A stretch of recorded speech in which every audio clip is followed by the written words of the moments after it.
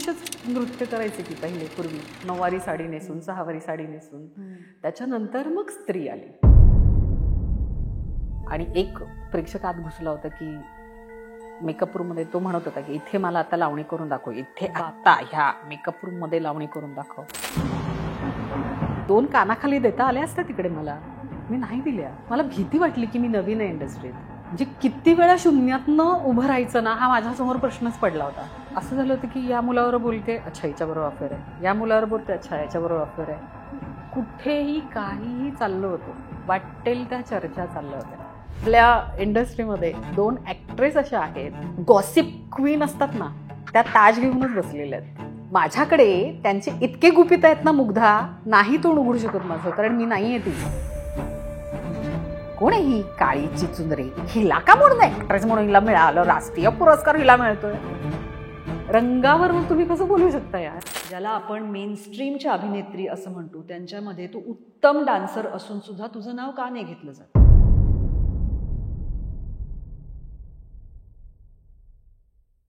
तर मेघा, आपण खूप छान मनमोकळ्या गप्पा मारणार आहोत असं मला वाटतंय, कारण तू अदरवाईजही मला नेहमी तशीच भेटतेस.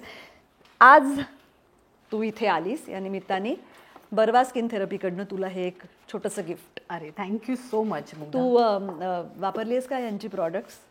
पण मी ह्याचं ऐकलंय भरपूर, आणि मी म्हणजे मला आवडतं असं ऑथेंटिक. वापर. ही गाईच्या तुपापासून बनवलेली असतात आणि ऑर्गॅनिक असतात, केमिकल्स नसतात. नक्की वापर. नक्की. आणि थँक्यू सो मच आरपारचे, की मी इतकं व्यक्त ना कधी कसं होणार आहे मला माहिती नाही, पण तू आहेस समोर. मजा आहे. थँक्यू. नमस्कार. आरपार वुमन की बातमध्ये मी मुग्धा गोडबोले पुन्हा एकदा तुम्हा सगळ्यांचं मनपूर्वक स्वागत करते. एकेकाळी मराठी चित्रपट हा लावणी प्रधान चित्रपट समजला जात होता. पुढे ते चित्र बदललं, पण आजही काही मोजक्या लावणी नृत्यांगना आपल्या सगळ्यांच्या खूप परिचयाच्या आहेत. आज आपल्याशी गप्पा मारायला आली एक अतिशय प्रतिभावान लावणी नृत्यांगना.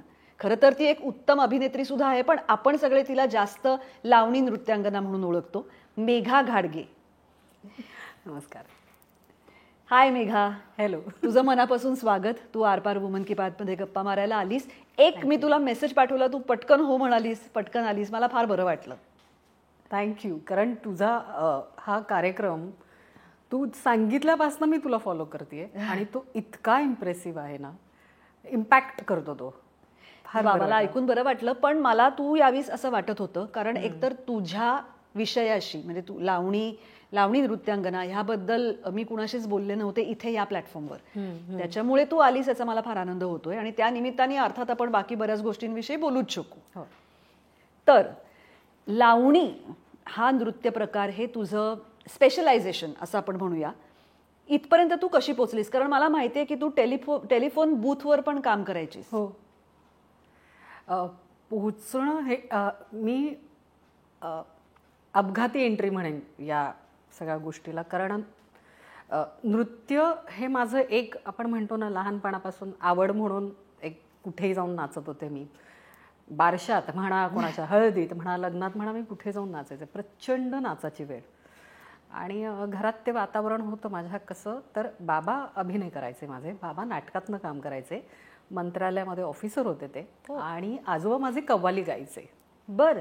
हे वातावरण. आणि मी ज्या चाळीत राहायचे BMC क्वार्टर्समध्ये क्रॉफर्ड मार्केटला, ती अख्खी चाळ आमची कलाकारांनी भरलेली होती, कलाकारांची खाण. आणि तिथनं स्पर्धा ह्या चालूच असायच्या, BMCच्या, महानगरपालिकेच्या स्पर्धा. आणि त्यातनं मी घडले, मला घडवलं. एकता ग्रुप आमचा जो होता, तर एकता ग्रुपमध्ये अनेक कलावंत, विजेंद्र चव्हाण, माझा भाऊ दिनेश गोरेगावकर, संतोष, मंगेश कासारे, असे बरेच कलावंत त्यात होते. आणि त्याच्यानंतर मग आम्ही गपचूप जाऊन खिडकीतनं बघायचो डान्स. अचानक कुबल सरांनी मला उठवलं, तू जर उठ ग, जरा उंच दिसते ही, उभी राहा, नाच, दाखव मला. कोणी उठवलं? कुबल सर होते. आम्हाला जे फोक डान्स शिकवायला यायचे तिकडे. दरवर्षी जेव्हा फोक डान्सचे स्पर्धा असायच्या BMCच्या, आणि अचानक मला उभं केलं त्याने, आणि मी अशी थरथर कापत होते अक्षरशः. आणि त्यांनी नाचायला लावलं, हां याला उभं करा. आणि मला माहिती नाही, तिथनं जी सुरुवात झाली माझी नृत्याची. पण त्याच्या आधी आमच्याकडे जेव्हा डॉक्टर बाबासाहेब आंबेडकर जयंती असायची, त्या जयंतीच्या दरम्यान आमच्याकडे गणपतीही साजरे व्हायचे बाजूच्या चाळीतले. त्याही दरम्यान जेव्हा असायचे उत्सव मी भाग घ्यायचे नेहमी त्यात. तर हे असं करता करता दादाचा ग्रुप होता कलामंथन म्हणून. संतोष परब हे त्याचे निर्माते होते आणि दिनेश गोरेगावकर जे माझे सख्या मावस भाऊ आहे, तर तो तिकडे नृत्य दिग्दर्शनासाठी असायचा. त्याचा तो ग्रुप सगळा. आणि दादांनी व्यवस्थित परमिशन घेऊन बाबांची मला तिथे कार्यक्रमाला त्यांनी जॉईन केलं. आणि तो पहिल्यांदा माझा प्रवास 15 रुपयापासून सुरू झाला होता. आणि मग अचानकपणे मला शिर्डीला जेव्हा एका कार्यक्रमात प्रियाताई जी आता अमेरिकेत आहे, तर ती आमच्या ग्रुपला होती लावणी कलावंत म्हणून. प्रियाताई म्हणजे कोण? प्रिया कुलकर्णी. बर. आणि त्यांनी पकडापकडी नावाचं जे लक्ष्मीकांत बेर्डेंचं जे होतं फिल्म होती त्याच्यात तिने काम केलं होतं. आणि खूप अशी फार मस्त होती ती. आणि अचानक तिला त्रास झाला होता एका शोच्या दरम्यान. मग दादानी मला तिकडे शेतकरी नृत्य करून आले मी. लावणी करायचं, घुंगरू बांधा येईल, घुंगरू बांधा. काही संबंध नाही लावणीचा आणि माझा, पण मी खूप एक्सप्रेशन द्यायचे.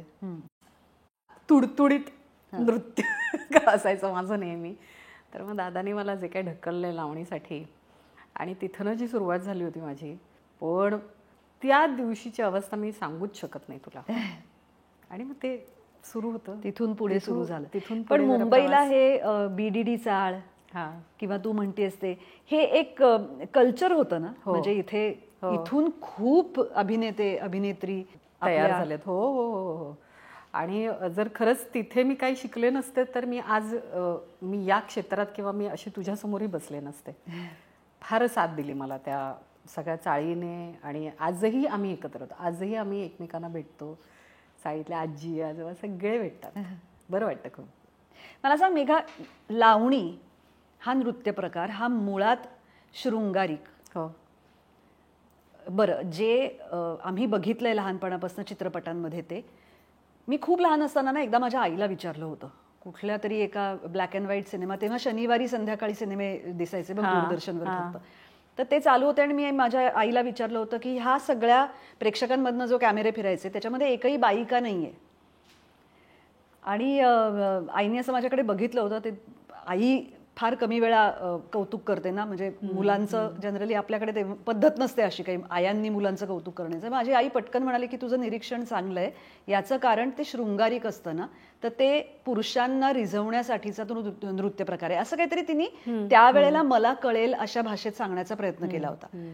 ते मला किती कळलं होतं मला माहित नाही. पण थोडक्यात लावणी हा नृत्य प्रकार हा स्त्रियांनी पुरुषांना रिझवण्यासाठी केलेला नृत्य प्रकार, असं काहीतरी माझ्या डोक्यात बसलं होतं. रिझवणं हे बोलणं थोडंसं मला हे वाटेल की रिझवणं नाही, हा एक कला प्रकार आहे. आणि हे मनोरंजनाचं हे काम करतं लावणी. पूर्वीच्या काळी जेव्हा लढाईला सैनिक जायचे, त्यांचा थकवा घालवण्यासाठी शाहिरी, पोवाडा, त्यांचं प्रोत्साहन वाढवण्यासाठी लिखाण केलं गेलं. त्यानंतर पुरुषच नृत्य करायचे की पहिले पूर्वी, नऊवारी साडी नेसून, सहावारी साडी नेसून.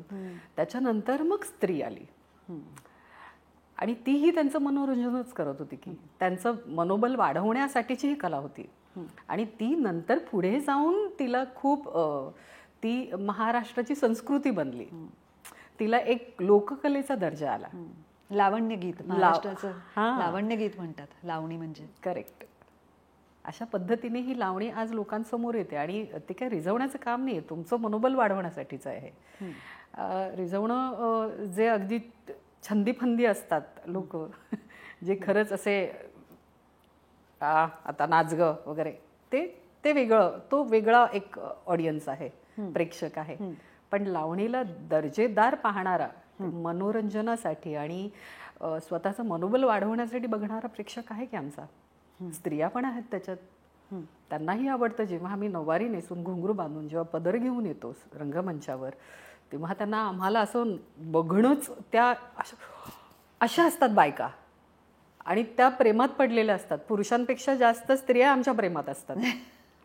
म्हणजे त्या आम्हाला मिठी मारू शकतात, त्या आम्हाला हात लावू शकतात, त्या आम्हाला आमचं कौतुक करू शकतात आणि त्यासाठी त्या खूप उत्साही असतात की तुमच्या त्या एका वाक्याने ना माझा नवराच मला आठवला. तुमच्या त्या एका लावणीच्या त्या अदाकारीने मला असं वाटलं मी पण हे केलं होतं एकदा. असं आहे. पण ही सगळी लावणीची अदाकारी तू कुठे शिकलीस? शिकवणं म्हटलं की मला नाही माहिती, मला हे अंगीकृतच होतं पहिली गोष्ट. पण जेव्हा जेव्हा मला असे गुरु मिळत गेले किंवा या लोकांबरोबर अशी कामं करता आली मला, पहिलंच की जेव्हा मी कॉलेजमध्ये होते तेव्हा 50 कॉलेजमधनं जेव्हा मला मायाताईंनी निवडलं, माया जाधवांनी, माया जाधव आणि शहाजी काळे, त्यांनी मला कॉलेजमधनं असं उचललं आहे. माहिती नव्हतं. जेव्हा मला कळलं की माया जाधव परीक्षक म्हणून असणार आहेत आणि त्यातनं निवड करणार आहेत, कॉलेजमध्ये यांना माहिती नव्हतं की मी एकपात्री अभिनयासाठी पण मी तिकडे एंट्री केली होती आणि यातही केली होती.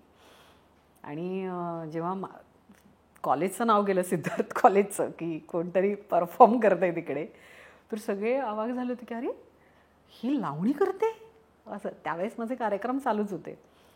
आणि जेव्हा कुण्या गावाचं आलं पाखरू त्यांच्यासमोर मी सादर केली, त्यावेळेला मी प्रियाचीच साडी नेसली होती. तिच्याकडनं मी साड्या घेऊन जायचे. तिची नऊवारी लाल रंगाची मला अजूनही आठवते, तिचा काठपदराची साडी मी घेऊन गेले होते घुंगरू घालून. आणि पहिल्यांदाच मी आयुष्यात, जे आजही प्रेक्षक आतुरतेने वाट बघत असतात त्या एंट्रीची आणि त्या उडीची, ते एक विंगेतून स्टेजच्या कॉर्नरपर्यंत अशी घसरत जायचं साटकन. आणि ते तिथे ऑन दी स्पॉट सुचलेली ती मुवमेंट होती. तर त्याच्यानंतर मला मायाताईंनी जेव्हा त्यांच्या ग्रुपला घेतलं, मग मायाताईंचं नृत्य पाहत गेले मी. त्यांचा नृत्यातला जो बिजलीचा जो वास असायचा ना, तो अख्खा रंगमंचाचा वापर कसा करायचा. आणि तिथे मी बरीच वर्ष काम केल्यानंतर मग सुरेखा पुणेकरांकडे मी काम केलं 5 वर्ष. म्हणजे 16,000 देखणींमध्ये जेव्हा त्या परफॉर्म करायच्या तेव्हा मी मागे नाचायला होतं आणि माझी एखाद दुसरी लावणी असायची त्यात. तेव्हा त्यांनी मला तिथे पाहिलं, येतेस का माझ्याकडे, बघा 30-35 कार्यक्रम असतात माझे महिन्याचे, ये तू तिकडं, तुला काय पाहिजे, किती पैसे घेतेस वगैरे असं करत त्यांनी. म्हटलं येते, कारण मला गरज होती कार्यक्रमाची. आणि त्यावेळेला नुकतेच वडील गेलेले आणि ते सगळा माझा तो प्रवास इतका सुरू झालेला. मग सुरेखाताईंच्या कार्यक्रमातनं सुरेखाताईंच्या अदाकारी, कारण त्यांना मी नेहमी स्टेजच्या मागे बघायचे, असं समोर प्रेक्षकातनं मी त्यांना पाहिलंच नव्हतं. अच्छा. आणि विंगेतनं फार फार काय दिसणार, पण लोकांची वेळी झालेली पाहिली आहेत ना मी. हो. वा. अगं काही वर्षांपूर्वी एकदा ना सुरेखा पुणेकरांनी पार्ल्यात एक फक्त महिलांसाठी कार्यक्रम केला होता, ज्याला मी गेले होते. आणि काय अगं त्या थिएटरमध्ये त्या दिवशी काय 500 महिला असतील, काय दंगा घातला होता आम्ही सगळ्यांनी. शिट्ट्या म्हणू नको, टाळ्या म्हणू नको, आरडाओरडा जोर जोरात, वन्स मोर. आणि त्यांनी पण धमाल केली होती. हा महिला वर्ग त्यांच्यामुळे आलाय मुंबईत. म्हणजे मुंबईतला असू देत, इतर कुठल्याही कार्यक्रमात असू देत, येत होता, पण तो इतक्या संख्येने नव्हता येत. मग महिलांसाठी एक विशेष कार्यक्रम आमचा असायचा, तोही हाऊसफुल असायचा. आणि शिट्ट्या घेऊन यायच्या बायका. आणि म्हणजे पुरुषांना आवरणं शक्य आहे पण महिलांना नाही, शक्यच नाही. पण त्या इतका मनसोक्त आनंद घेऊन नाचायच्या ना, कशाही कसंही. म्हणजे आपण एक कुठली भडास करायची माहिती नाही, एक उत्साह वेगळा असायचा त्यांचा. पण छान मजा यायची त्या कार्यक्रमाला. आणि त्यांच्याकडनं ती अदाकारी आली मला. बघून शिकली. बघून त्यांच्याकडनं विंगेत आम्ही ॲक्टिंग करत होतो बघा. आणि आम्हाला ताईंच्या एक एक मुमेंट पाठ होत्या की ह्याच्यानंतर हे असणार ताईंचं, ताई आता हे करणार, ताई आता तिकडे बघणार, मग ताई अशा बघणार. हे सगळं माहिती होतं आम्हाला. आणि तो हळूहळू करत त्यांच्यासारखं करणं शक्य नाही, कोणी कोणासारखं करणं शक्यच नाही, कॉपी वगैरे तर नाहीच नाही. सुरेखा पुणेकर आहेत, माया जाधव आहेत, मेघा गाडगे एक वेगळी आहे व्यक्ती. पण यांच्याकडनं मला भरपूर काही शिकता आलं, म्हणजे माझं असेल. कारण जर मला स्वतःचं एक व्यक्तिमत्व, एक लावणी सम्राज्ञी म्हणून जर मला कुठेतरी उभं राहायचं आहे, तर मला कोणीतरी कॉपी नाही म्हणता का मग कोणाची. हां नाही तू सेम करतेस, नाही तू तशी नाही. मी माझं निर्माण केलं तिथे. आणि ती अदाकारी, ते नृत्य मला यांच्याकडनं मिळालं. आणि ऑलरेडी माझा फोक डान्स होताच, त्यालाच त्याची जोड मिळाली आणखीन मला. हे जे तू महिन्यात 30-35 कार्यक्रम करत होतीस त्या काळामध्ये, ते खूप गावागावात असायचे, वेगवेगळ्या, म्हणजे महाराष्ट्रभर असायचे ते. हो अगं, किस्से सांगेल तर वेडी होशील, काय सांगायचं तुला. एक तर पहिली गोष्ट तुला सुरुवातीचा किस्सा सांगते, नटरंगी नारमधला. कारण मी मुंबईतली, भाषा शुद्ध. कारण मी कुठेही राहत असले तरी आपल्याला लगेच होतं ना की हां आली मोठी शिकवायला. तर तिथे जरा ॲडजस्ट होणं मला कठीण झालं होतं त्याला. आणि मग काही मुली होत्या त्या मला खूप त्रास द्यायच्या. म्हणजे लावणीच्या ग्रुपमध्ये ऍडजस्ट व्हायला तुला त्रास होत होता? खूप त्रास झाला सुरुवातीला. माझा मेकअप किट बाथरूममध्ये ठेव. माझ्या सुरुवातीला पण जेव्हा मायाताईंकडे पण नाचत होते त्यावेळेला सुद्धा माहिती नाही, माझ्या साड्या इथून फाटल्या जायच्या, डायरेक्ट कात्री असायची. ऐनवेळी शालू 5-5, 7-7 हजाराचे शालू होते माझे, ते डायरेक्ट इथून फाडले गेले असायचे. जेव्हा मी नेसायला जायचे तेव्हा इस्त्रीला साडी जायची, तिथून फाटलेली यायची. कोण करायचं माहिती नाही, त्या आजतकात कळलेलं नाही आहे मला. आणि मी कोणाला दोषी देत नाही. राग असू शकतो, ही खूप चांगलं नसते असू शकतं, पण ते तिथेच मी सेफ्टी पिना लावून मी निघायचं. मी कधीही कोणाला उलटून तिकडे विचारलं नाही कोणी केलं. मी समजली की बाई ही तुझी सुरुवात आहे, आता साडी फाटली माहिती आहे, अजून काय काय करते, ठीक आहे चला. त्यावेळेस पण मला नटरंगीनारमध्ये खूप जरा झाला होता प्रॉब्लेम. पण म्हटलं असं जर या ग्रुपमध्ये राहायचं आहे तर मला ह्या सगळ्यांना, मी काय आहे, मी पण त्यांच्यातलीच आहे. मीही जरी मुंबईतली असले तरी मुंबई पुणे काय वेगळं नाही आहे किंवा कलावंत. बाकीच्या मुली कुठल्या होत्या, म्हणजे त्या मुंबई पुण्यातल्या अच्छा सगळ्या पुण्यातल्या. म्हणजे मी एकमेव मुलगी होते मुंबईतली त्यांच्या ग्रुपला असलेली. आणि मग नंतर 2-3 जणी आल्या. आणि काही काळाने जेव्हा कार्यक्रम 15 दिवस 20 दिवस होऊन जायचे ना, तर सगळ्यांना फ्रस्ट्रेशन यायचं. घरची आठवण, मुलांची आठवण. आणि त्यांच्याकडनं मी ना अन्न जपायला शिकले होते. म्हणजे तर परिस्थितीने तर शिकवलंच होतं, पण ब्रेड बटरनी पण तुम्ही दिवसभर राहू शकता. तुम्हाला जो भत्ता मिळतो 30 रुपये, तो भत्ता कसा जपवायचा, त्याच्यातनं पेमेंट मिळतं वेगळं, पण त्या भत्त्यातनं पण तुमचं सेविंग कसं होऊ शकतं, जेवणातनं सेविंग कसं होऊ शकतं, हे सगळं मी त्यांच्याकडनं शिकले. आणि जेव्हा आमची मैत्री झाली ना, एकमेकांच्या कुशीत जाऊन रडायचो गं आम्ही. म्हणजे आत्ताही मला ते आठवलं नाही एक गोष्ट की अहिल्याताई गेली. Sorry it's okay. ती आत्ता गेली आणि मला माहीत सुद्धा नव्हतं गं. म्हणजे 6-7 महिन्यांनी मला कळलं की अहिल्याताई गेली म्हणून. आणि आजही ते कलावंत, तो सगळा म्हणजे आजही माझ्याजवळ आहे. म्हणजे आमची मैत्री खूप चांगली आहे. काहीही माझं काम लोक दिसलं चित्रपटात किंवा कुठेही दिसलं ना, ॲप्रिशिएट करतात. ते मला खूप आवडलं गं, किती छान, आणि अजूनही तशीच आहेस गं तू, अजूनही काही तुझ्यात बदल नाही. म्हटलं का बदल करून घ्यायचा, असं काही शिंग येतात का पुढे जाऊन, असं नाही होतं. म्हटलं मी कसं विसरू की तू माझ्या पायाला तेल लावून देत होतीस, मी कसं विसरू तू केसांना तेल लावून देत होतीस, माझं डोकं चेपत होतीस, आणि आपण एकमेकांच्या कुशीत जाऊन आपली दुःख व्यक्त केली आहेत. तर हे नाही विसरू शकत मी. मला सांग, पण तू जेव्हा मुंबईतनं या कार्यक्रमांसाठी जायचीस, एक असतात नाटकाचे दौरे, बरोबर, नाटकाचे प्रयोग होतात, त्यामध्ये खूप नावाजलेले कलाकार असतात. एक तरुण मुलगी जेव्हा अशा प्रकारे नाटकाच्या दौऱ्याला जाते तेव्हा आईवडिलांना माहिती असतं आपली मुलगी कुठे काय करते ते. तू गावागावात खेड्याखेड्यांमध्ये जाऊन लावणीचे कार्यक्रम करत होतीस. कदाचित त्या सोयी सुविधा तिथे नसतील ज्या शहरांमध्ये होत्या. ह्या सगळ्या ॲडजस्टमेंट्स तू करतेस म्हटल्यावर तुझ्या घरच्यांची काय त्याच्याबद्दलची प्रतिक्रिया होती? माझी लहान भावंड, मी सगळ्यात मोठी, मी धरून 5 जण आम्ही, 3 बहिणी 2 भाऊ हो. आणि आई. आम्ही 10 बाय 10च्या घरात जेव्हा राहत होतो तेव्हा 11 जण होतो.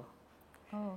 7 भावंडं म्हणजे माझी आत्या, माझा छोटा काका, आजी आजोबा असे आम्ही होतो घरात, आई बाबा. आणि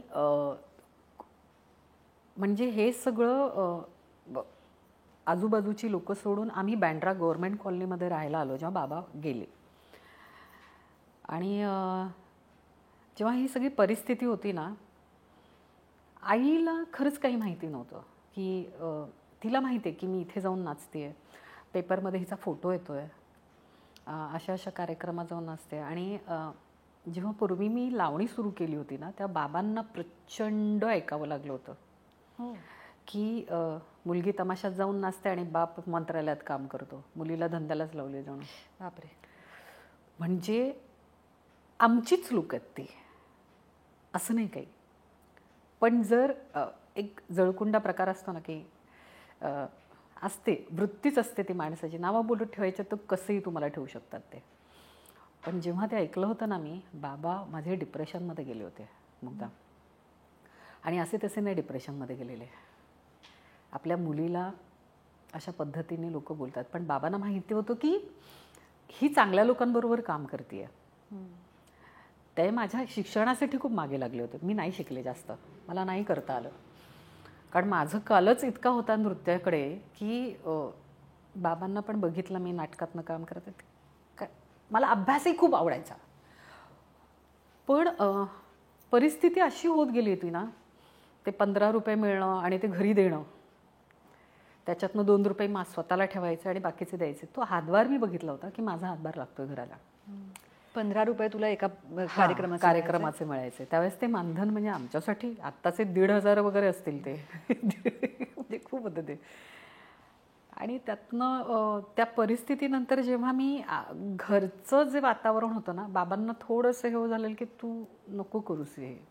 पण ते बोलून नाही दाखवायचं कधी मला, कारण मायताई घरी यायच्या मला दौऱ्याला. जेव्हा मी अख्खा भारत फिरली आहे, कन्याकुमारीपासून ते साऊथ सगळं झालं, माझं सगळं करून झालं आहे.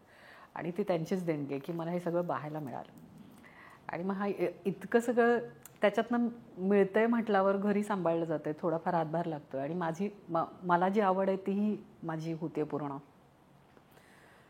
आणि जेव्हा मी बँड्राला राहायला आलो तेव्हा जरा असं झालं होतं की बापरे, आता ह्या सगळ्यांची जबाबदारी आहे. आई माझी खूप साधी आहे, प्रचंड साधी, पण तिच्याकडे बघून आम्हाला कधीच आमचं पाऊल वाकडं नाही पडलं की बाबांचा हात नाही आहे किंवा बाबा नाही आहेत, आपल्याकडे कोणी मोठा पुरुष नाही आहे की जो आम्हाला सांभाळेल किंवा आमच्याकडे लक्ष देईल. तर तिने आम्हाला ज्या पद्धतीने सांभाळलंय ना, काहीही करा, पण मला आणि तुझ्या वडिलांना काही गालगोट लागेल असं काही करू नका. मला विश्वास आहे सगळ्यांवर. आणि जेव्हा जेव्हा मी कार्यक्रमात नाही यायचे, पैसे द्यायचे, आणि ती जी आईने जो सपोर्ट केला होता ना त्या काळात, मला माझ्या भावंडांनी जो सपोर्ट केला होता, त्यावेळेस माझ्याबरोबर त्यांचंही स्ट्रगल चालू होतं, त्यांची शिक्षणं होती, प्रत्येकाने सगळं शिक्षण सगळ्यांनी पूर्ण केलं. आज ते वेगळ्या एका हुद्द्यावर आहेत की मला अभिमान वाटतो या सगळ्या गोष्टींचा, की आजही आम्ही 5 भावंडांना आम्हाला काही मित्रांची गरज पडत नाही, इतकी आमची घट्ट मैत्री आहे.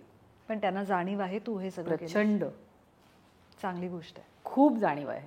आणि ते जर आज नसते तर मला माहिती नव्हतं, मी इथपर्यंत पोहोचले पण नसते. माझ्या ताकदच नसती की जाऊन मला स्ट्रगल करायचं आहे, काम करायचं आहे. मी दिवसातनं 3-3 शो करत होते.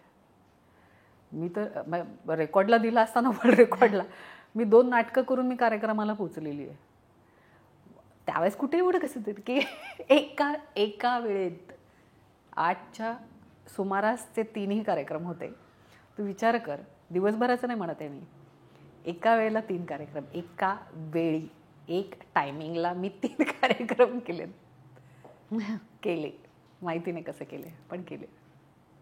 मग हा स्ट्रगल सगळा कशासाठी होता? म्हणजे काय तुला करायचं होतं, त्याच्यातनं अचीव काय करायचं होतं म्हणून हा स्ट्रगल होता? पैसा, घर सांभाळणं, आणि त्यातनं ही जी लोककला आहे ना, लावणी, जेव्हा कारण मी याच्याबद्दल काही माहिती मिळवणं किंवा काय असं काही झालंच नाही. जेव्हा मी ताईंकडे असताना मला जेवढी लोककलावंत भेटली ना, त्यांना भेटायला येणारे तमाशा कलावंत, त्यांचा जो ग्रुप होता, त्या जिथनं आल्या होत्या ते बघायला येणार, ते इतकं मला वाटायचं की अरे बापरे, आपण हे काहीच बघितलेलं नाही हे जग. मग हळूहळू त्यांच्याकडनं मला बरीच माहिती मिळत गेली. हे कलावंत कसे आहेत, कसे राहतात, कसे जगतात. ताईंचा तो सगळा काळ बघितलाय मी पूर्ण. त्यांच्या घरी जाऊन मी राहायचे. त्यांचं ते घर मला अजूनही आठवतंय. ते मला करून दिलेलं जेवण त्यांचं आठवतंय. चहा चुलीवरचा आठवतोय ताईंकडे. आणि कट्टो आज सुरेखा पुणेकर. मी हा प्रवास पूर्णभर मी त्यांच्यासोबत होते. तो मला अजूनही फार आनंद होतो. मी त्यांच्याकडनं, त्या कलाकारांकडनं खूप काही शिकले. आणि मग थोडा थोडा स्वतःचा अभ्यास सुरू केला. मी जर या क्षेत्रात, मला जर आत्ता पुढे जाऊन खूप काही करायचं असेल, मी जर एक क्षेत्र म्हणून निवडले, तर मला यातली माहिती असली पाहिजे. हो, बरोबर. आणि मग मी लावणी वाचत गेले पहिली. अच्छा. कारण आत्ता जर तुला सांगेन ना, लावणीचा अर्थ राहतो वेगळा आणि परफॉर्म काहीतरी वेगळंच होतं. त्यामुळे पहिले शब्द वाचायचे की ह्याचा अर्थ काही आहे, ह्याचा अर्थ काही आहे. डबल मिनिंग प्रत्येक लावणीला असायचं. पण तुम्ही काय घेता त्याच्यातनं, पण मला काय द्यायचं आहे प्रेक्षकांना, मला डोक्यात त्यांच्या हेच द्यायचं आहे. यौवन आणि जवानी यातला फरक मला सांगायचा आहे. आलं लक्षात? ती भाषा आणि ह्या भाषेत फरक आहे. ह्या सगळ्या गोष्टी मी शिकत गेले. थोडंफार वाचलं, लोकांबरोबर भेटायला लागले, शिबिरांना जायला लागले. नंतर लावणी महोत्सवात जेव्हा मी इतर कलाकारांना भेटले, त्यांच्याकडनं जेव्हा त्यांची कला पाहिली, म्हटलं आपण करतो हे वेगळं आहे, हे शिकलं पाहिजे. मग तो प्रवास. मी उषा नाईकांना जेव्हा पाहिलं होतं ना, मी दूरदर्शनवरचं एक मालिका होती, त्या मालिकेसाठी मला त्यांच्यासमोर उभं केलं गेलं जुगलबंदीसाठी. म्हटलं माझे पाय तयार नाही तेवढे, मी उषा नाईक काय म्हणजे. ते नुसते असे बसलेले असायचे ना, त्यांचे पाय वाजायचे असे. हे असे पाय वाजताना बघितलं, हे आत्ता माझे वाजतायत. म्हटलं हे आम्हाला का नाही जमत, आमचे पायच वाजायचे नाहीच वाजायचे. पण तो इतका रियाज होता त्यांचा. ते म्हणायचे की मी ढोलकीवर नाही, मी ड्रमवर सुद्धा रियाज केलाय. ड्रम कसा वाजतो, तेवढं त्याच्यावर मी माझे घुंगरू वाजवलेत, त्यामुळे मग तालात अजून येते. ते मला त्यांच्याकडनं कळलं. आणि म्हणजे हे सगळे खूप कलावंत असे भेटत गेले. थोडा वेळ का असे ना. आणखीन एक गोविंदराव निकम हे खूप मोठं नाव आहे नृत्य दिग्दर्शन म्हणून. आणि त्यांच्याकडनं जे मी शिकले होते ना लावणी, आमचा लावण्य वेल आणि अख्ख्या महाराष्ट्रातला लावणीचा पहिला कार्यक्रम होता तो लावण्य वेल होता, जो संतोष परब यांनी तयार केला होता. त्यावेळेला गोविंदराव निकम तिथे आले होते आणि त्यांनी कोरिओग्राफ केलं होतं सगळ्याच लावण्या. आणि मी मुद्दामून चुकायचे की अजून काहीतरी वेगळं काहीतरी करायला मिळेल, अजून ते काहीतरी नाही, मला जमतच नाही. म्हटलं नाहीच होते. बरं हे करून बघ, अच्छा हे पण येते, अच्छा हे करून बघ, ओके हे पण करून बघते. मी तसं मुमेंट शिकत गेले. या एका वाक्यामध्ये, एका लाईनमधलं तुम्ही अजून किती अदाकारी करू शकता. हा माझा अभ्यास होता त्यांच्याकडनं. जर तुम्ही शिकवलं आणि मी केलं, हा मला जमलं, पण नाही मला अजून काहीतरी शिकायचं, मला अजून काहीतरी सांगा. मग असा माझा अभ्यास मी सुरू केला होता त्यावेळेस. आता या सगळ्या अभ्यासानंतर आणि तू स्वतः जे काही त्याच्यामध्ये प्रयोग करत गेलीस त्यातून, आज तुला काय वाटतं की चांगली लावणी कुठली आणि चांगली नसलेली लावणी कुठली? लावणी चांगलीच आहे, मी तिला विभागूच शकत नाही ही चांगली नाही आहे म्हणून, शक्यच नाही. सादरीकरणावर तुम्ही म्हणू शकता. सादरीकरण करणारी जी व्यक्ती आहे, ती स्त्री आहे किंवा ती मुलगी आहे, ती कसं सादर करते, चांगलं करते की वाईट करते, ती त्याचा अर्थ काय लोकांपर्यंत पोहोचवते, ते व्यक्तीवर आहे. लावणी चांगलीच आहे. तुमचं सादरीकरण कसं होतं प्रेक्षकांना दाखवण्याचं, तुम्हाला काय नक्की सांगायचं ते वाईट आहे.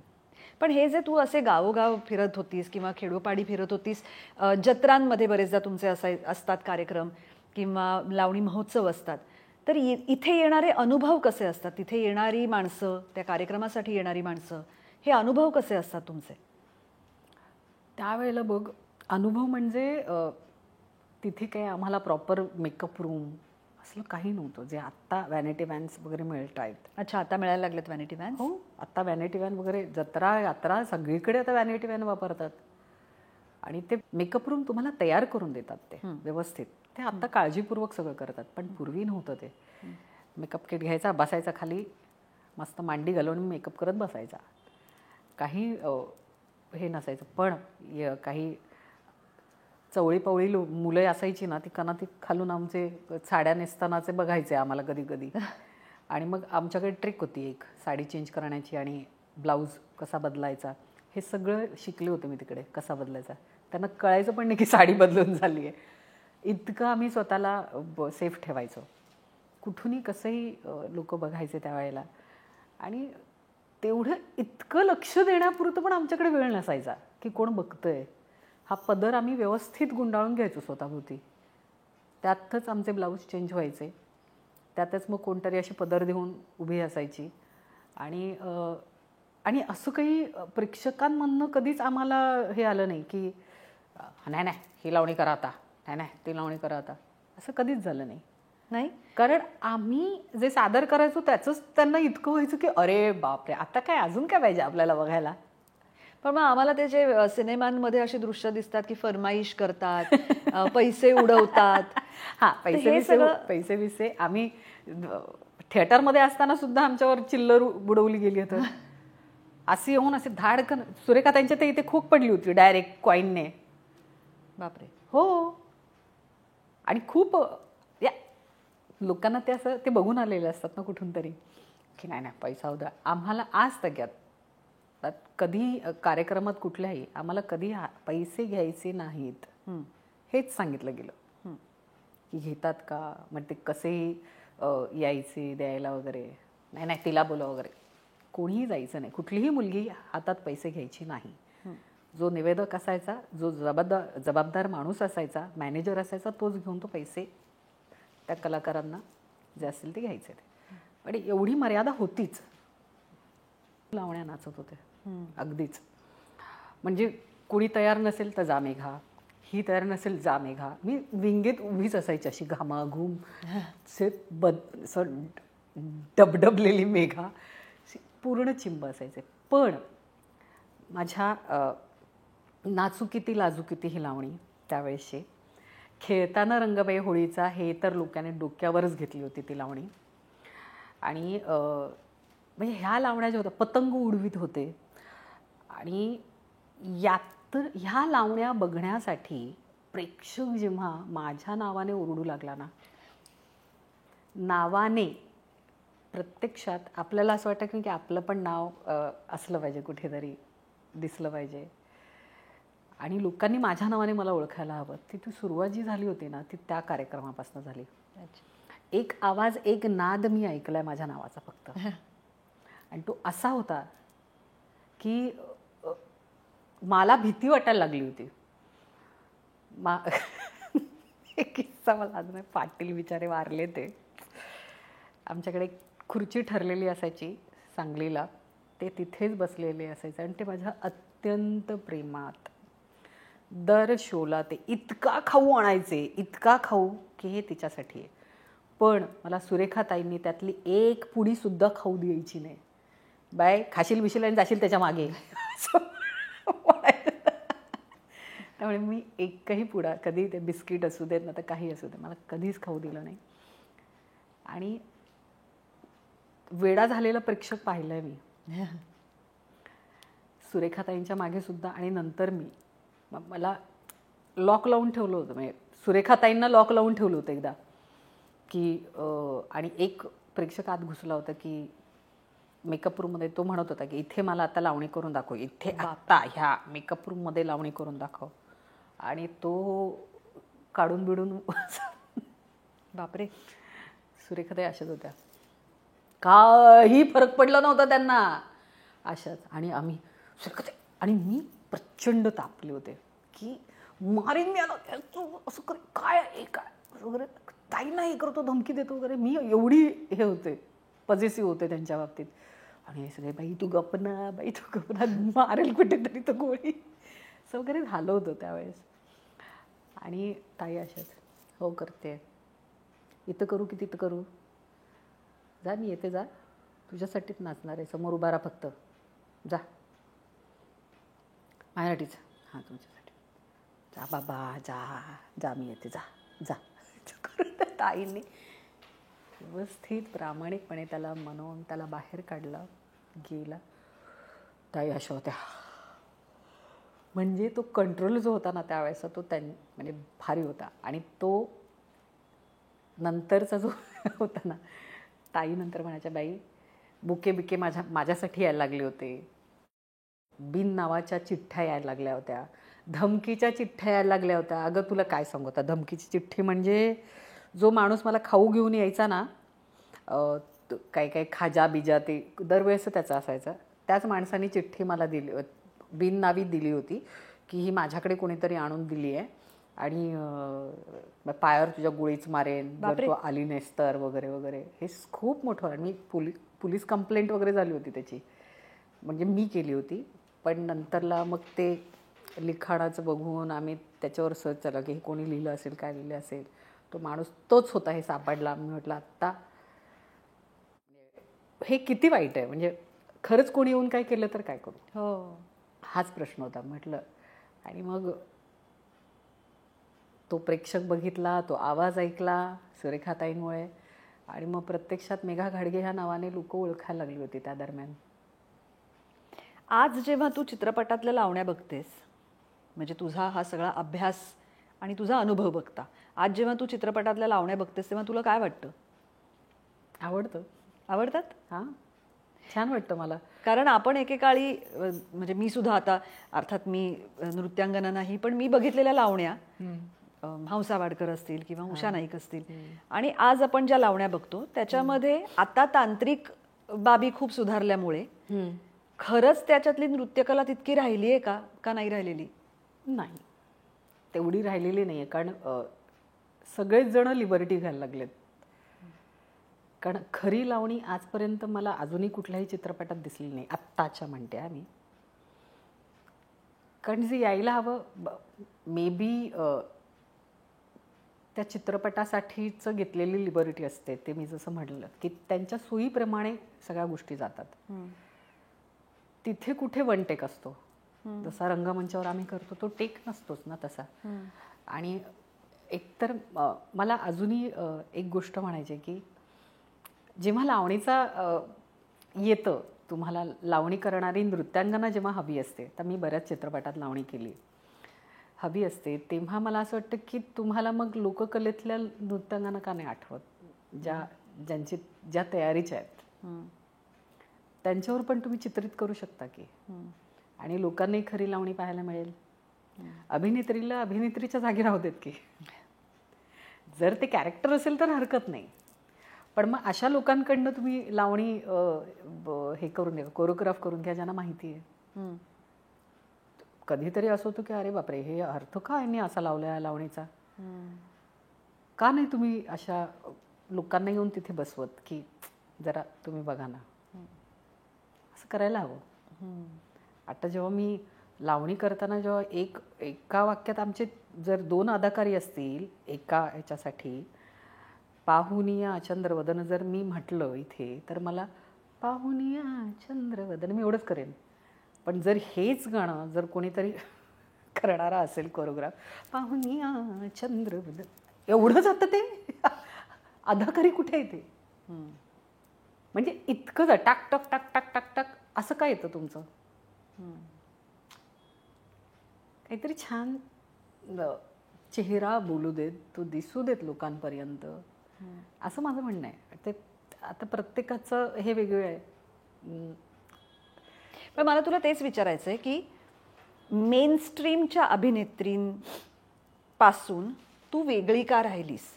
म्हणजे तू स्वतः अभिनेत्री आहेस, तू अनेक चित्रपटांमध्ये कामं केलेली आहेस. सौंदर्या जवळकर तर तुझी खूप प्रसिद्ध आहे, पछाडलेला. पण तरीसुद्धा ज्याला आपण मेनस्ट्रीमच्या अभिनेत्री असं म्हणतो, त्यांच्यामध्ये तू उत्तम डान्सर असून सुद्धा तुझं नाव का नाही घेतलं जात? काय प्रश्न विचारलास तू, म्हणजे मला मी काय बोलू आता यावर. तू काहीतरी एक अनालिसिस केला असशील कदाचित या परिस्थितीचा. काय बोलू मला नाही समजत आहे काहीच. मे बी माझ्या चुका आहेत काही. कारण जेव्हा पछाडलेलं आलं त्या दरम्यान बरेच चित्रपट केले मी पुढे जाऊन. पण एक अनुभव आला मला, 1-2 अनुभव आले की कॉम्प्रोमाइजेससाठी. बरं, आला मला अनुभव तो. मी म्हटलं हे आपल्यासाठी नाही वेळा, थांबा थोडंसं. मराठी चित्रपटात हां झालं आहे. म्हणजे समोरनं मागणी इनडायरेक्टली होतं सगळ्या गोष्टी, डायरेक्टली काहीच नव्हतं. म्हणजे काय झालं मला सांग. मला असं नाही सांगता येणार आहे. नावं सांगू मी जरा नकोस आता मला. मला नावं सांगू नकोस, पण मला प्रसंग सांग. नावं तर सांगूच शकत नाही मी. पण मला असं वाटतं की मला अनुभव नव्हता या सगळ्या गोष्टींचा, की मी नवीन होते. मला त्याच्या बोलण्यावर मात करता आली असती. मी त्यांना दोषी धरतच नाही आहे. आणि ते असे ओळखीचे नव्हते काही इंडस्ट्रीमधले की नाही तुला मोठं काम काहीतरी देतो, असं आहे तसं आहे, एक सीन आहे फक्त त्याच्यातला असा. आणि त्यावेळी कोणी माझं मॅनेजर नाही, कोणी सपोर्ट करणारं नाही, कॉन्ट्रॅक्ट काय असतं हे माहिती नाही, कोणाला जाऊन भेटायचं आहे, तो माणूस चांगला आहे की वाईट हे माहिती नाही, काहीच माहिती नव्हतं ना. ते इंडस्ट्रीमधले पण नव्हते बहुतेक, का माहिती नाही मला, ते आता आजपर्यंत तरी दिसले नाहीत मला. पण म्हटलं मेघा तिथे तुला बोलता आलं असतं. मराठी भाषेतच होती ती लोक. पण मग तू त्यांना का नाही दोष देत. नाही मी रिॲक्ट व्हायला होतं ना त्याच्यावर. पण मेघा त्यांनी जी ऑफर दिली आहे तीच मुळात चुकीची आहे ना. चुकीचीच होती ती. मी सांगते काय की बोलता आलं पाहिजे ना तुम्हाला. त्यावेळेला तुम्हाला कळलं पाहिजे ना स्ट्रॉंगली की या माणसाचा उद्देश वेगळा आहे. बाई तुला 2 कानाखाली देता आल्या असत्या तिकडे, मला मी नाही दिल्या. मला भीती वाटली की मी नवीन आहे इंडस्ट्रीत, आणि जर माझी चर्चा दुसरीकडे कुठे अशा पद्धतीने झाली की असं असं झालं, बदनामी झाली, काय झाली, यातलीच मी होते. मला नाही बोलता आलं तिकडे. आणि नंतर असेल की मूर्ख होतीस का तू, का नाही कळलं. मी आईलाही सांगितलं नाही घरी जाऊन ना, कोणाशी मी चर्चा केली याविषयी. मी आज पहिल्यांदा तुझ्यासमोर सांगते हे. मला सांगताच आलं नाही कोणाला. नंतर हळूहळू अशा गोष्टी होत गेल्या की तुमचं पर्सनल आयुष्य जे असतं ना ते इम्पॅक्ट करतं तुमच्या कामावर. हो, निश्चित करतं.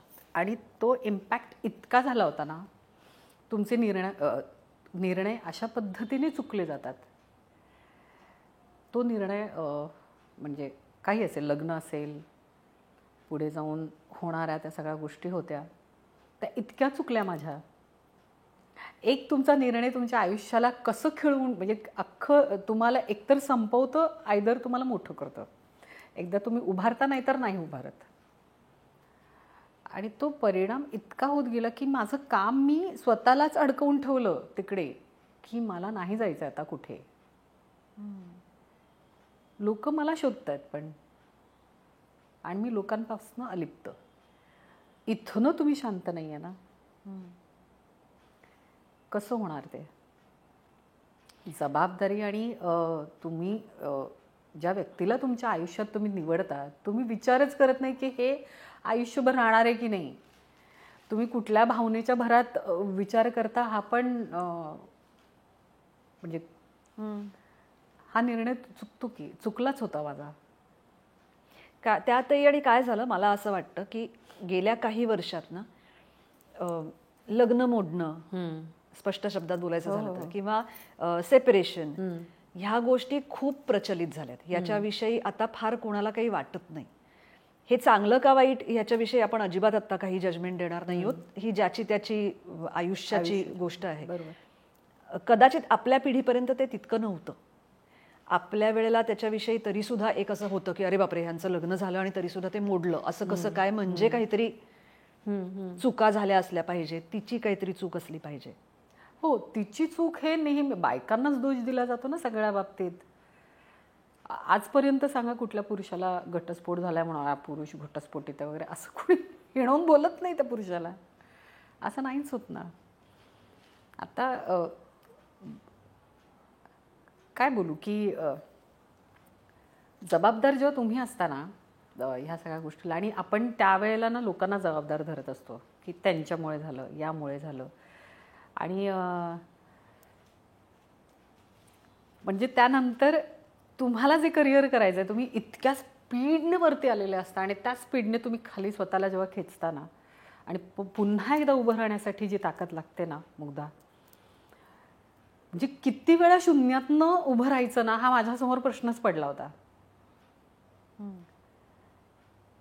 की असं झालं होतं की या मुलावर बोलते, अच्छा हिच्याबरोबर अफेअर आहे, या मुलावर बोलते, अच्छा याच्याबरोबर अफेअर आहे. कुठेही काहीही चाललं होतं, वाटेल त्या चर्चा चालल्या होत्या. पण जे मला पर्सनली ओळखायचे त्यांना मी माहितीच आहे कशी आहे ती. लोक तर म्हणायचे की तिच्यापासून सावध राहा बाबा, ते 2 हात लांब राहा, नाही त्यात मारेल कधी कळणार पण नाही. हो, पण ती वेळ आल्यावर उठसूट कोणाला उठसूट कसं काही कोणी कोणाला बोलू शकतं, ओरडू शकतं किंवा भांडू शकतं, असं नाही होत ना. एक लिमिट असतं ना सगळ्या गोष्टीला. 100-200 वेळा किती वेळा माणूस सहन करेल. पण तो जो असायचा ना राग, मग नंतर लोकांना वाटे हां ही भांडखोरच आहे, ही बोलतेच. पण त्यांच्या मागची कारणं जेव्हा पुरुषाबद्दल असेल तर मग ओके हीच चुकीची आहे. पण त्या पुरुषाला जाऊन कोणी विचारतच नाही, त्याला जाब नाही विचारत कोणी की तू का असं वागला होतास, तू का बोललास. पण याला बऱ्यापैकी जबाबदार अर्ध्या तर बायकाच होत्या. बायकाच इतक्या माझ्या आयुष्यात वाट लावून गेल्यात.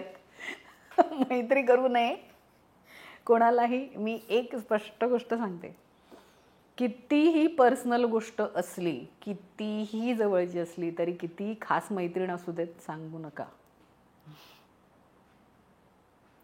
तुमच्या पोटात आहे राहू दे, जाऊन कुठेतरी टेकडीवर जाऊन ओरडून बोला, निसर्गाकडे जाऊन. तो जाऊन कोणाला तुम्हाला सांगणार नाही आहे. मोकळं व्हा तिकडे जाऊन. तुम्हाला खूप बोलायचं झालं तर तिकडे जाऊन एकांतात जाऊन ओरडा, रडा, अक्साबुक्षी रडा, स्वतःला शांत करा. पण विश्वासातली मैत्री ठेवा.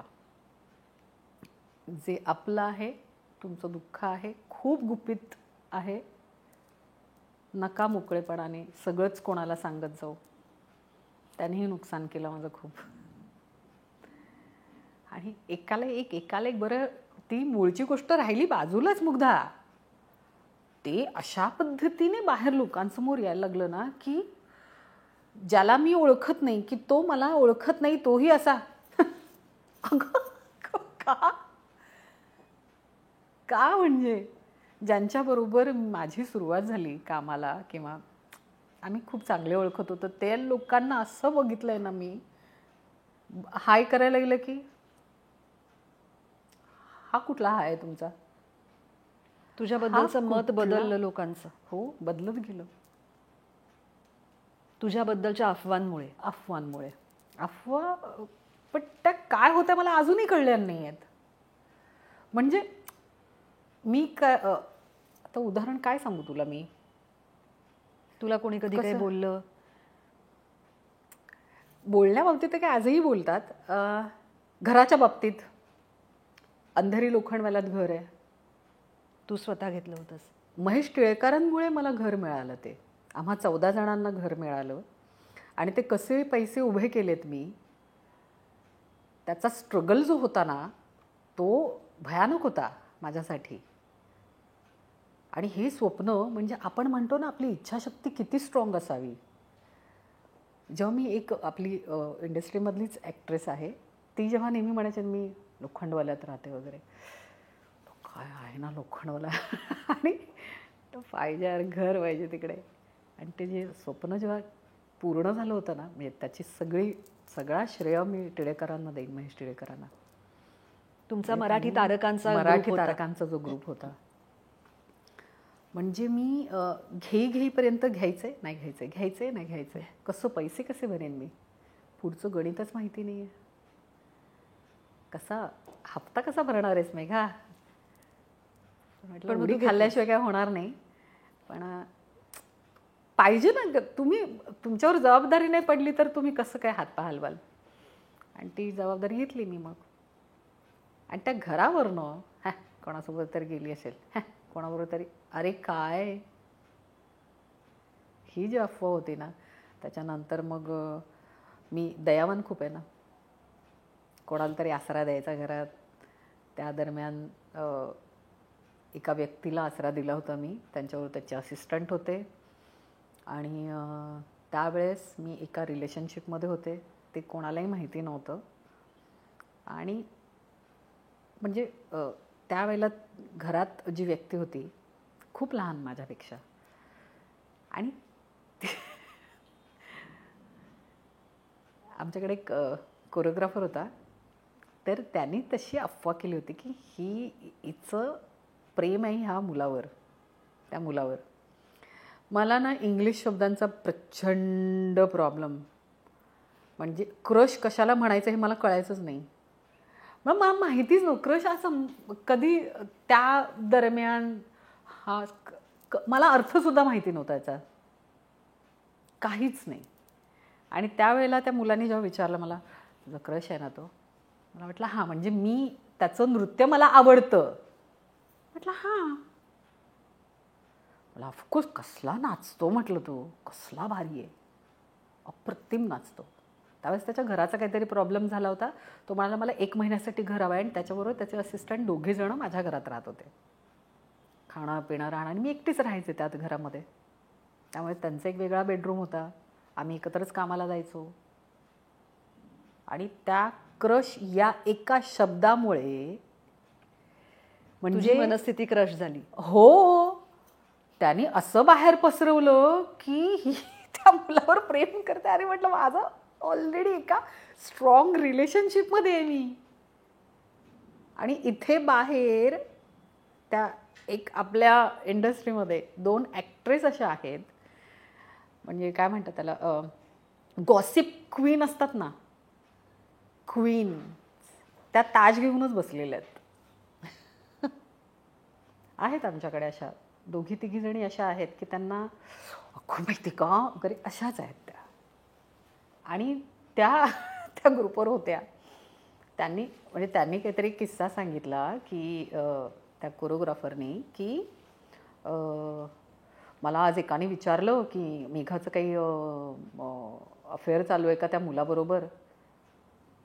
म्हटलं तुला माहिती आहे का काही यातलं. आणि त्यांनी ते ग्रुपवर टाकलं होतं, आणि काय काय भसाभस SMS सुरू झाले होते. आणि त्या दोघी ज्या क्वीन्स होत्या त्यांचा काहीही काडीचाही संबंध नाही या गोष्टीशी, त्या इतक्या बोलायला लागल्या होत्या त्या ग्रुपवर की हिला मारा, तिला हे करा, तिचे कपडेच काढा. काय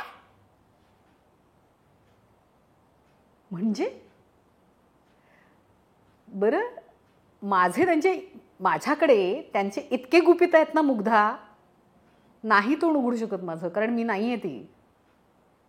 सगळं ठेवलंय पोटात मी. जर तू प्रामाणिकपणे मला काहीतरी गोष्ट सांगितली ती माझ्याकडेच राहणार आणि आयुष्यभर राहणार. एकदाच तोंड उघडेल माझं.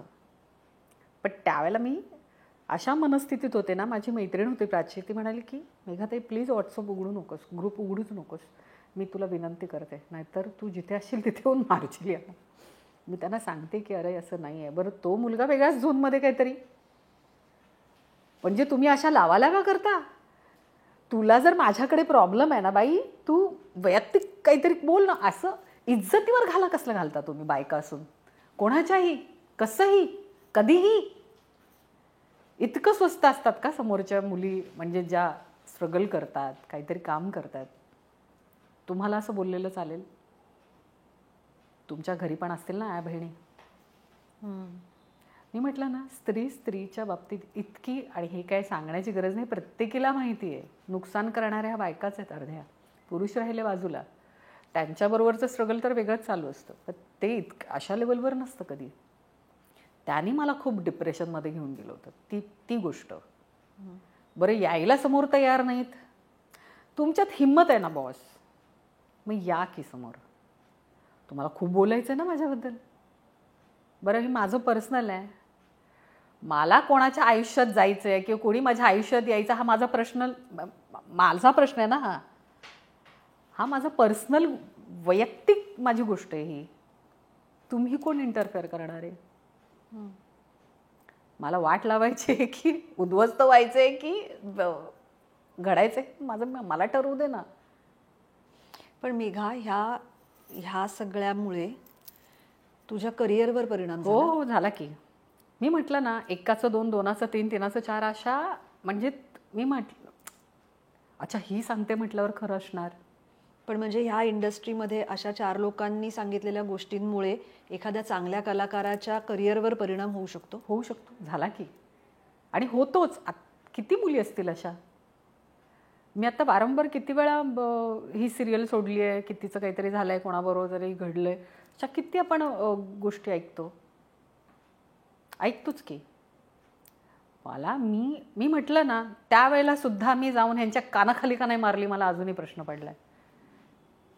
मी स्वतःला सांभाळत बसले, बाई तू काहीतरी करून घेशील स्वतःचं, शांत हो.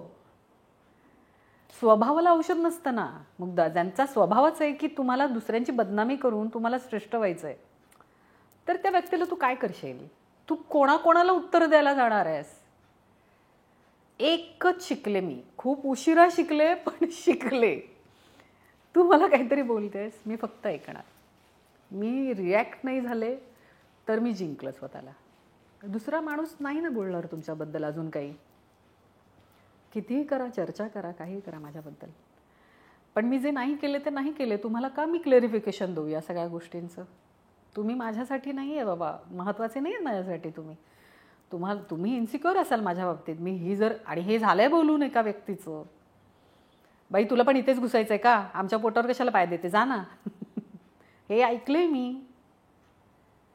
नाचते तिथे नाच ना, अभिनेत्री व्हायला कशाला येतेस,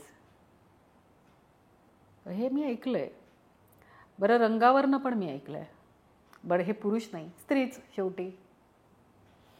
एका व्यक्तीला, उषा जाधव जी ॲक्ट्रेस आहे, तर तिला राष्ट्रीय पुरस्कार मिळाला होता तिच्या चित्रपटासाठी, आणि ती चर्चा खूप चालली होती. आणि त्या दरम्यान मी जसं म्हटलं, ॲक्ट्रेस ज्या ताज घेऊन बसलेल्या असतात अशा, तर ती एक त्यातली, वाईट आहे हे फार. आम्ही बसलोय सगळे, आम्ही एका कार्यक्रमाला भेटलोय आणि बसलोय सगळे, एअरपोर्टवर होतो, आणि तिचं कौतुक आम्ही वाचत होतो की अरे कसलं भारी यार, तिला प्राईज मिळालं, किती मस्त. आणि फार माझी आणि तिची काही, उषाची आणि माझी काही फार मैत्री नव्हती, म्हणजे काही माहिती नव्हतं. तर जेव्हा तिच्याकडनं मी ते ऐकलं की कोण आहे ही काळी चिचुंदरे, हिला का म्हणून ॲक्ट्रेस म्हणून हिला मिळालं, राष्ट्रीय पुरस्कार हिला मिळतोय, हे वाक्य त्या बाईकडनं मी ऐकलं. आणि जी माझी तळपायच्या मस्तकात गेली होती, म्हणजे मी म्हटलं तुला कळते तू काय बोललीस आता? हे मी का तुला नाही बोलल्या? म्हटलं म्हणजे तू कसं काय असं बोलू शकतेस? आणि ती घाबरली मला, कारण माझा आवाज जो चढला होता ना, रंगावर तुम्ही कसं बोलू शकता यार? हो, आपल्याकडे ना, आणि ते स्टिरियोटाइप्स आहेत ना, म्हणजे सौंदर्याच्या व्याख्या ज्या इतक्या ठरून गेल्या आहेत, त्याच्यामध्ये तो एक मुद्दा येतो जो चुकीचा आहे. आणि मी हा किस्सा वारंवार सांगते. मी तिला अजून, उषाला पण माहिती नसेल की असं घडलंय, ह्या गोष्टी घडल्यात, आणि मी थांबवलं तिथे. आणि मला त्या क्षणापासून ती व्यक्ती माझ्या नजरेतनं इतकी उतरली ना, आजही त्या मोठ्या ॲक्ट्रेस म्हणून आहेत. पण तू कितीही चांगलं काम कर, कितीही, मला नाही तुझं कौतुक होतंय, काय करू मी? मेघा, मला सांग, लावणीच्या कार्यक्रमांना सरकारतर्फे काही अनुदान किंवा असं काही असतं? हो, असतं ना. त्यांना वयोवृद्ध कलाकारांसाठी पेन्शन असते. अच्छा. पण याच्यातही कॅटेगरीज आहेत. संगीतबारी कलावंत, तमाशा कलावंत, लोककलावंत ही वेगळी कॅटेगरी आहे, आणि व्यावसायिक कलावंत ही वेगळी कॅटेगरी आहे. पण व्यावसायिक कलावंत यांना नाही मिळत काही शासनाकडनं. पण मग आता तुझी शासनाकडनं काय अपेक्षा आहे? बापरे, कारण काय आहे की आता हे सगळं स्वरूप बदलत चाललंय ना. म्हणजे आता कार्यक्रमही पूर्वी इतके कदाचित होत नसतील. आता एकूणच व्ह्यूइंग पॅटर्न बदललाय. प्रेक्षक तेवढ्या संख्येने आता जात नाहीत अशा प्रकारचे कार्यक्रम बघायला, किंवा कुठेच थिएटरमध्ये एकूणच. तर काय वाटतं तुला, फ्युचर काय आहे आता लावणीच्या कार्यक्रमांचं? फ्युचर म्हणशील तर खूप आहे, जर मनावर घेतलं तर. कुणी? कलाकारांनी, व्यावसायिक लावणी कलावंतांनी किंवा व्यावसायिक कलावंतांनी जर हे मनावर घेतलं तर खूप गोष्टी घडू शकतात. सुरुवात जेव्हा मी लावणीचा शोमध्ये जेव्हा घागरा चोली घालून एखादी मुलगी जेव्हा सुरू केलं होता एका कार्यक्रमात, तिथेच मी लावणीचा शो बंद केला. मी थांबले, पुण्यातनं मी थांबले तो कार्यक्रम करणंच.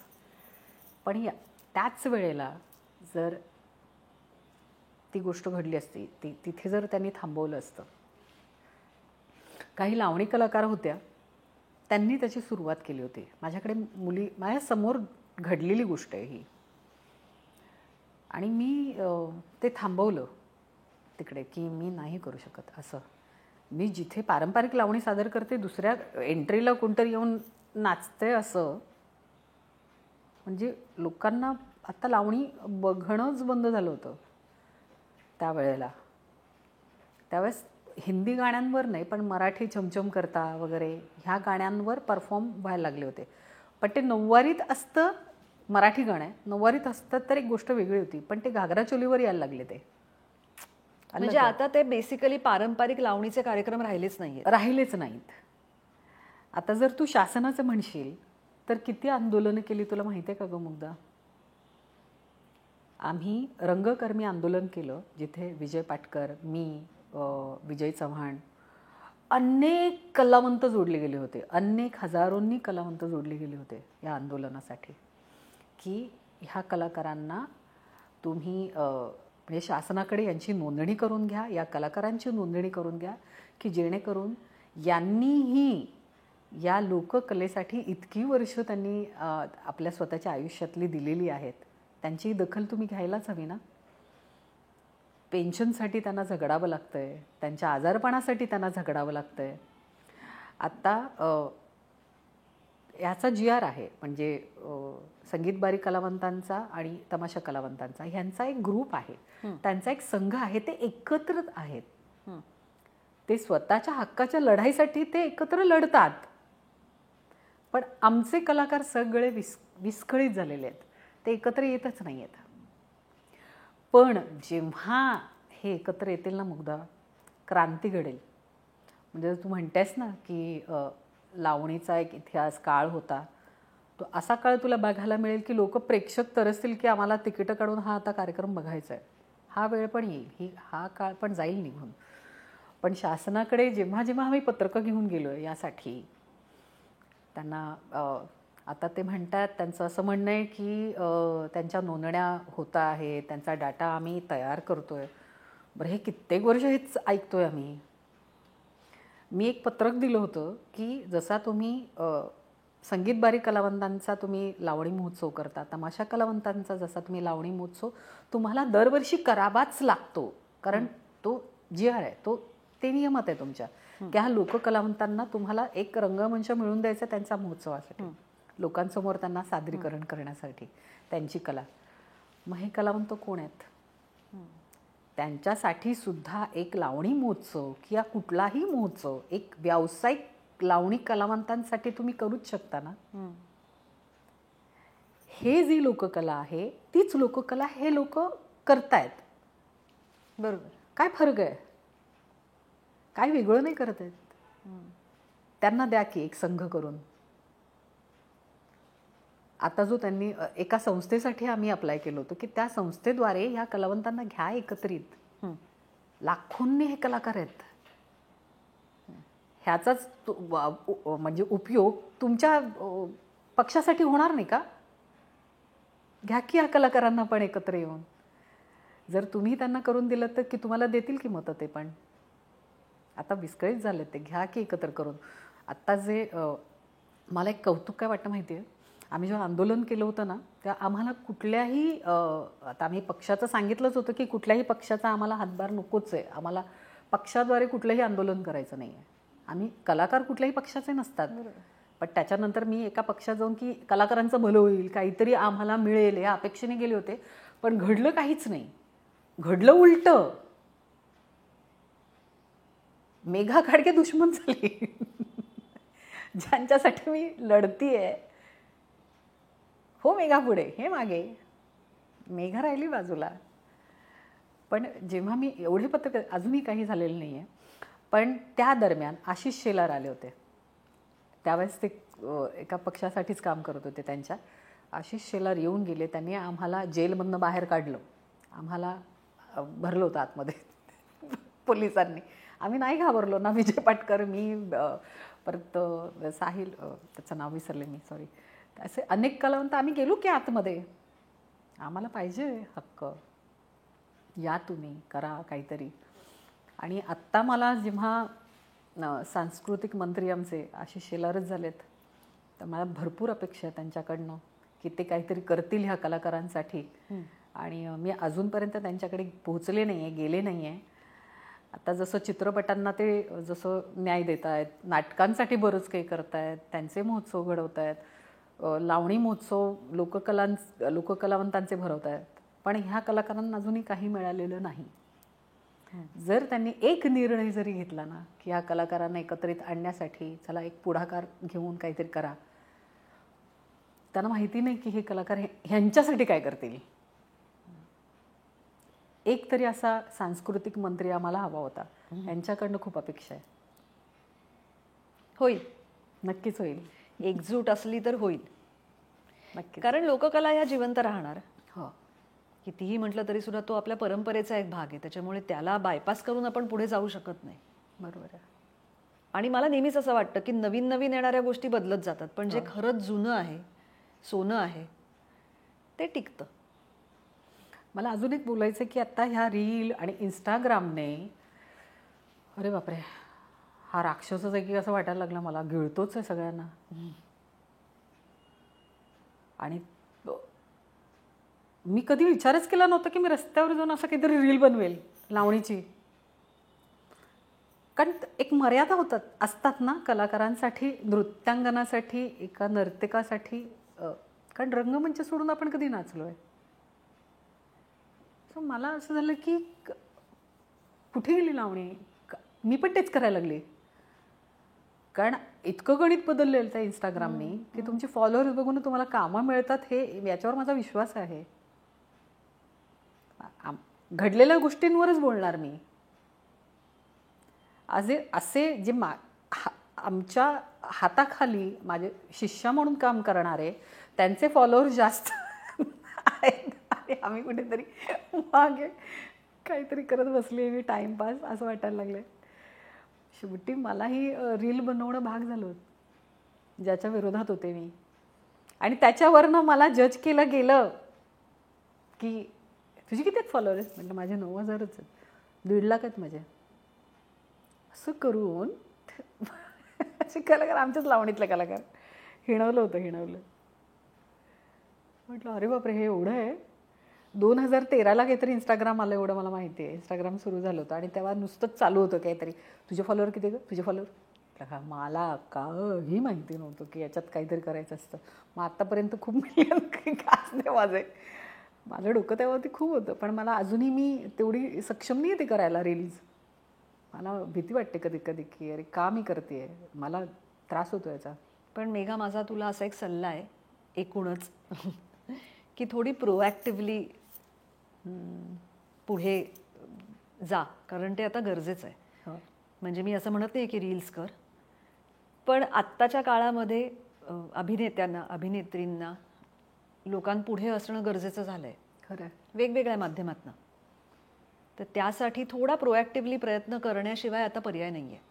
कारण मला नेहमी, मी एक आदर्श असा ठेवला आहे माझ्यासमोर की जर नीना गुप्ता असं म्हणू शकते सोशल मीडियावर की मला कामाची गरज आहे, मला काम द्या, तर आपण कोण आहोत. बरोबर आहे.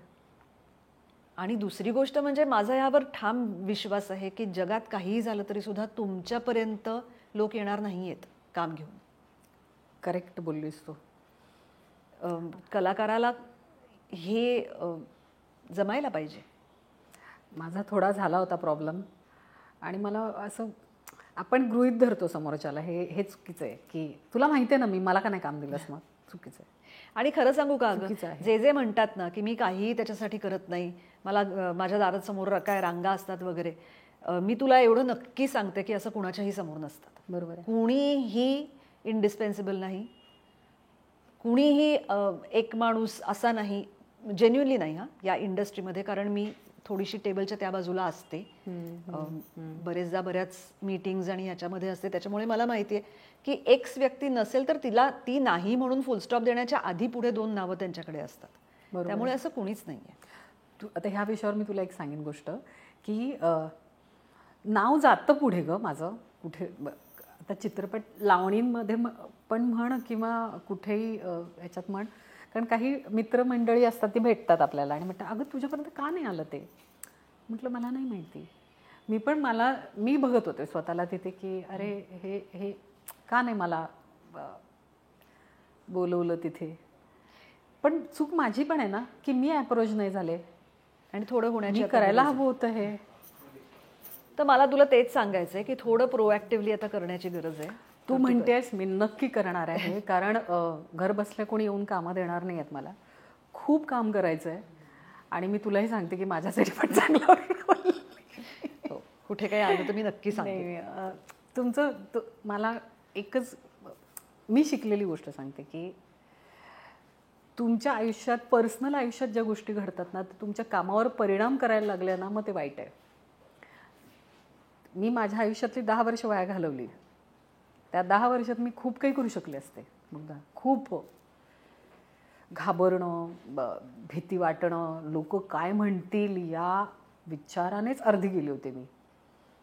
की एकतर मी लावणी क्षेत्र निवडले, त्यात काहीतरी वेगळ्या चर्चा चालू झाल्यात आणि मला नंतर कळलं की बाई तू सक्सेस होतीयस, तुला जर 4 लोक खूप ओळखतायत, तुझ्याबद्दल लिहून येतंय, चांगल्या चांगल्या गोष्टी करतेस, तर तुला बदनाम करणारच ते. तुला हे कसं नाही कळत आहे.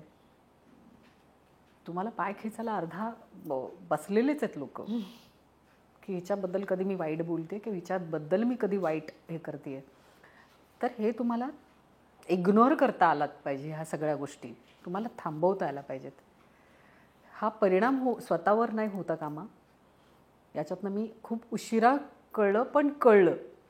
पण आता ही एक गोष्ट तर तुझं म्हणतेस की मी जाऊन स्वतःहून बोलायला पाहिजे की हो मला काम करायचं आहे, मी ॲक्ट्रेस आहे, मी एकांकिका केल्यात, मी प्राइजेस घेतलेत, बेस्ट ॲक्ट्रेसचं मिळवलं आहे काहीतरी. पण अभिनेत्री म्हणून पण मला काम करायला जास्त आवडेल. कॅरेक्टर रोल मला काही संबंध नाही आता हिरोईन करण्याचा, कारण आधीही नव्हता मला काही हे की म्हटलं नाही कारण बाबांना बघितले ना मी ते करताना सगळं विलन ते सगळं. पण करशील, मिळतील. त्याच्यासाठी जरा तुला स्वतःला पुश करण्याची गरज आहे. येस, पण नक्की मिळतील. थँक्यू मेघा. थँक्यू. तू आलीस, छान गप्पा मारल्यास, मोकळेपणाने खूप गोष्टी बोललीस ज्या तू दुसरीकडे कुठे बोलली नव्हतीस असं तूच मला सांगतेस, त्यामुळे मला बरं वाटलं. थँक्यू.